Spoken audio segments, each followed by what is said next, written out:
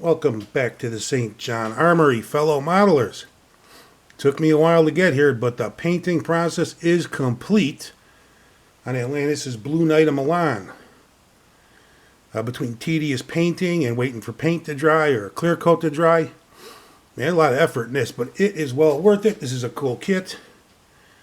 Let's get into it. Start from the ground up. Here's the base and his feet. This did not look like armor to me, so I just painted them a leather color. It's the same on the box art. The base, to give it that, wood finish, is Tester's Tan out of the bottle. This stuff right here. And oddly enough, you put on a heavy coat of the Testers, then work this into it. It's old brown wash. Water base is old Citadel color. This bottle is about 25 years old. This stuff, you can work it into the paint and eventually gives you this wood finish. And every time I do this, I swear it's not going to work. It looks like a disaster, but bam, eventually it starts to come together, and it's not a bad technique. I got to do a how-to video on this one of these days, but works pretty good. Let me see. Here's his legs. These are the last parts I painted. I used Tamiya mica blue, and with a clear coat, it looks awesome. I thought it might not work on a suit of armor, but it looks pretty cool. And I used Tamiya silver and Tamiya gold out of the bottles to paint the rest of the metallics. And this blue shade here is Citadel color Thousand Suns blue, sharp shade of blue. Highly recommend this one. Can't wait to use it on the interior of a car. Ooh, here is what are these called? Pantaloons I saw in their video. And the same shade of blue highlighted with another lighter custom mix of light blue. And just painted a leather color and shaded it, and it looks pretty good. Let me see. Let's next go with his arm. Go with his gauntlets. These came out pretty cool.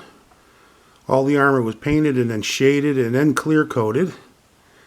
And if you're a glutton for details, there's a little bit of chainmail visible on the inside of the hands. So I painted that up. It's not a lot of strong detail there. You're not going to see it much anyway. Here are the arms. And again, there's a little bit of chainmail right in the crook of the elbow. And once it's put together, you might not see it, but it's there, so I had to paint it. Go with the pauldrons, a little bit more detail here. Can't wait to get this slapped together. And what's next? We'll go with the breastplate and whatever else this is called. Gives you a better idea what this armor is going to look like completed. This took forever. I've been working on this for like almost 3 weeks, this paint job. But the effort is paying off. I'm happy with the way it looks. Here's the helmet. That's not glued together because I got to fit it around this guy's melon. You could probably fit it in place around the guy's head, then work this in there, and that'll hold together, but I'm not going to trust that. It could fall apart quite easy, but that looks good. And here's our knight's head. One of my better paint jobs on a face. Not that I have a whole lot in this scale, just a handful, but happy with the way this came out. I didn't do too much with the back of the head because you're not going to see it.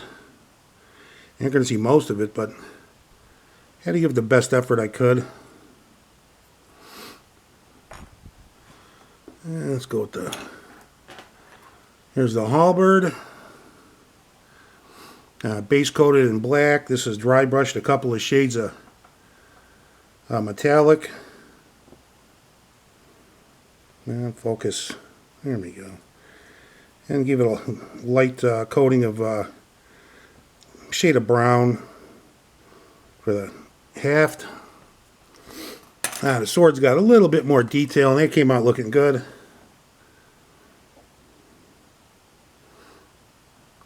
Used a little bit of Tamiya clear red to add some jewel to the fancy blade.